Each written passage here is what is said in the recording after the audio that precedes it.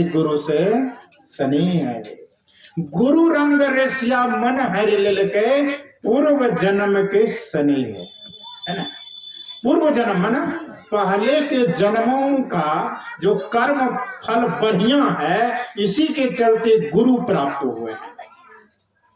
जिसके पूर्व जन्म की कमाई बढ़िया नहीं है, उसके जीवन में जल्दी गुरु नहीं मिल सकते हैं। लाख सिर पटकते रहे, जल्दी गुरु प्राप्त नहीं होते हैं।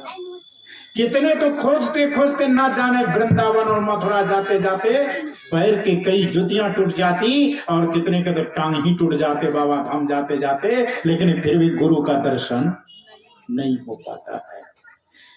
कितने तो ऐसे जल चढ़ाने वाले जाते जाते थक जाते हैं, लेकिन लोगों के सिर पर जल ढार करके चले आते हैं, शिवलिंग पर नहीं ढर पाता है। वो यूं ही धक्के मुक्के खा करके फिर टांग फुला करके घर में आकर बैठ जाते। जिनके जीवन में पूर्व जन्मों की कमाई अच्छी नहीं है, उसके जीवन में गुरु मिल नहीं सकते हैं, है ना। उसके जीवन में गुरु नहीं मिल सकते। पूर्व जन्म की जिसकी अच्छी कमाई है, पुण्य कर्म है, पुण्य कर्म जिसके जीवन में अर्जित हुआ है, उसी के जीवन में गुरु मिलता है। कहते हैं गुरु नाम है ज्ञान का शिष्य के सुन चुके हैं। गुरु के चरणों में शरणों में हमारा जीवन तब समर्पित होता है जब पूर्व जन्म की कमाई होती है, पूर्व जन्म के स्नेह है। और गुरु रहते कहाँ है? पर्वत के ऊपर, पर्वत के ऊपर रहते। वो पर्वत कहाँ है? क्या काशी में है, क्या मथुरा में है, क्या कर्नाटक में है, कि क्या अमरकंटक में है? कहाँ कहाँ पर्वत? क्या नेपाल में है, काठमांडू में है, क्या हिमालय में पर्वत? उस पर्वत पर नहीं, ये धरती पर के पर्वत पर गुरु नहीं विराजते। गुरु तो हमारे शरीर रूपी पर्वत के शिखर पर विराजते हैं। कहते हैं कि गुरु तो वहां बसते हैं जहां की हमारे कमाली ने जवाब दिया था पंडित को। कहते हैं कबीर का वास वहां है जहां सिलहली गैल है। कबीर का घर शिखर पर जहां सिलहली गैल, पौना टीके पपील का खलकन लाधे बैल। खल कहते हैं मूर्ख को, है ना। खलकन लाधे बैल। समय पर मैं समाप्त कर रहा हूँ बस। हाँ, वो भी देख रहा हूँ, तो बात को हम समेट रहे हैं, विस्तार नहीं करेंगे। तो खलकन लाधे बैल, है ना। खल मना मूर्ख आदमी। मूर्ख आदमी कहा किसको? तो पंडित को। कौन सा पंडित? सर्वानंद ने 16 बैलगाड़ियों पर लाद करके पुस्तकों को आया था कबीर साहब से शास्त्रार्थ करने के लिए, और कबीर साहब की शिष्या कमाल ली। उनसे पूछ दिया कि कबीर का घर कहाँ है? कहा कबीर का घर शिखर पर जहां सिलहली गैल, पौना टीके पपील का खलकन लाधे बैल। कहा हे मूर्ख, तो 16 बैलगाड़ी पुस्तक को लोड करके आए हो, वहां तो एक पिपरी का पैर नहीं ठहरता है, वहां तुम 16 बैलगाड़ी लेकर के कैसे जाओगे? कबीर का घर शिखर पर है जहां सिलहली गैल, पौना टीके पपील का खलकन लाधे बैल। वह शिखर कहाँ है? वह शिखर केवल काशी का शिखर नहीं है, वह शिखर हर इंसान में, हर इंसान, ये प्रकृति के द्वारा जो निर्मित यह शरीर है, ये शिखर है।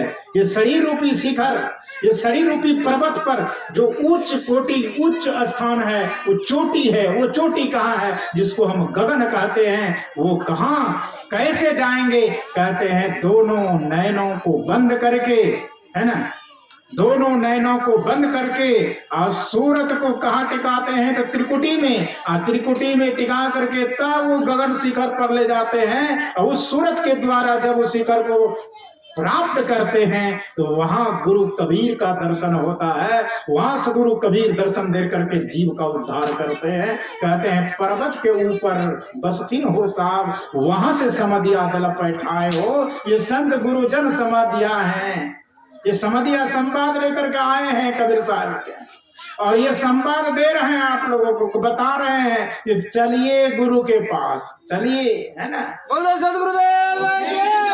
संत महात्मा संवादिया बन करके आते हैं और आप लोगों को समझाते हैं, कहते हैं चलिए वहां से संवाद आ गया है, आप परमात्मा बुला रहे हैं, परमात्मा वहां चलिए, सतलोक धाम चलिए आप। लेकिन हम करते क्या ना, अभी नहीं जाएंगे, अभी बेटा पोता बहुत है, अभी ढेर काम धंधा है, संसार का भी समय है ना, तो इस सबसे फुर्सत मिल जाएगी तब जाएंगे, है ना। सो सब बात नहीं है। तो आइए हम उधर नहीं पसारेंगे बात को, एकदम समेटेंगे।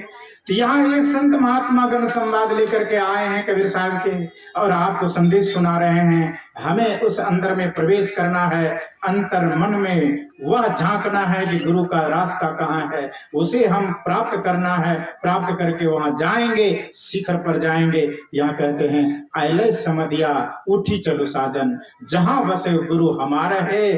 तब कहते हैं भवजल नदिया अगम बहे धरवा। पूरा संसार जैसे अभी जल से लबालब है ना, लबालब हम लोगों का इलाका है।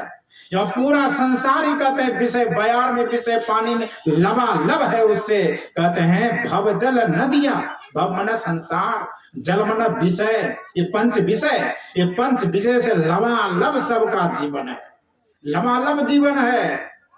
भवजल नदिया अगम बहे धरवा, ये जो है मांग है सारी इंद्रियों के बड़ा आगम है, एकदम मांग हमारी। कहते हैं आंख की मांग है, कान की मांग है, जीवा की मांग है, चाम की मांग है, ना जाने सब इंद्रियों की मांग है। जितने ज्ञान इंद्रियां हैं सभी इंद्रियों की मांग के फेर में हम पड़े हुए हैं, और सबको पूर्ति करते करते जीवन ही समाप्त हो जाता है, जीवन ही समाप्त हो जाता है। तो कहते हैं ये जो भवजल है इसको हमें पार करना है, तो उसके लिए युक्ति क्या है। कहते हैं युक्ति वह है, कौन सा, सत्य सुकृत के नैया निर्मोल। सत्य और सुकृत, सत्य और सुकृत, सुकृत मन सुमन अच्छा, कृत मन कर्म, जो अच्छा कर्म है, सत्य के आधार पर जो टिकता है कर्म, वह कर्म हमें करना है, उसको नाव बनाना है, उस नाव में बैठ करके इस भव सागर को पार करना है। तब क्या होगा, जैसे ही भव सागर को पार करेंगे तब क्या होगा, तो ये छूट जाएगा। छुट्टी जेते कुल परिवार है, ये कुल परिवार के नाते रिश्ते सब टूट जाएंगे। सब यही छुटका रहे थे ना कि इस संसार का क्या नाम है, नहीं रहा। जहां नहीं रहना होता है उसे कहते हैं नहीं रहा। केवल बेटी सबके नहीं रहा नहीं है, हम सभी जीव का भी ये नहीं रहा है, क्योंकि हमको यहाँ नहीं रहना है। ये जीव को यहाँ नहीं रहना, इसलिए नहीं रहा इसको कहा, संसार नहीं रहा है। तब कहते जैसे ही कुल परिवार छूटा, सबसे नाता टूटा, पंछी उड़ा, गुरु के घर गया, तब क्या हुआ, सदगुरु कबीर कहते हैं तब वो सतधाम को प्राप्त किया, सतलोक को प्राप्त किया, गुरु लोक को प्राप्त किया और अपने जीवन को मुक्त किया। यही शुभकामना के साथ साथ जीव से भी कामना से यह सत्संग हमारे क्या नाम है, घनश्याम बाबू है ना, आदरणीय श्री घनश्याम दास जी और उनकी पत्नी भी और पूरे बाल बच्चे पूर्ण परिवार मिल करके यह सत्संग कराए हैं, वह कामना पूर्ण हो।